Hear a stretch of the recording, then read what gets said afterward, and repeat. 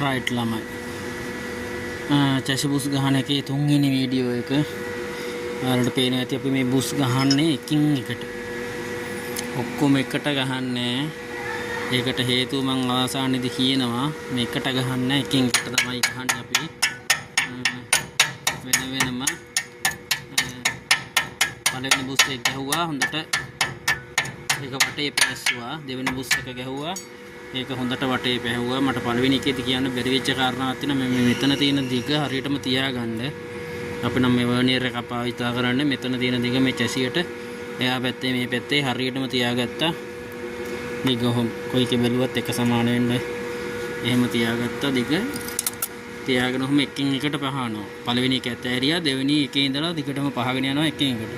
දැන් මේක උනත් අපි මේ ලෙවල් එකට ගහලා තියෙන්නේ ඔයාලට පේනවා ඇති level එකට තමයි ගහන්නේ එහා පැත්තෙන් බැලුවත් level එහා පැත්තෙන් බැලුවත් level එහෙම තමයි තියෙන්නේ එකක්වත් ගහන්නේ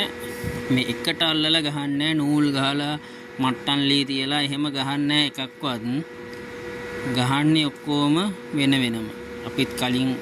එහෙම තමයි හිතන් හිටියේ නමුත් දැන් අපි එන්න අත්දැකීම් මේ අරගෙන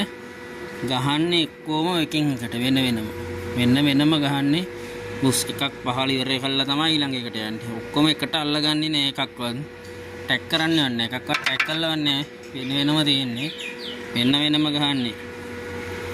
හරි එහෙනම් ජය වේවා මම ඊට පස්සේ ඊටු ටිකට දාන්න ජය වේවා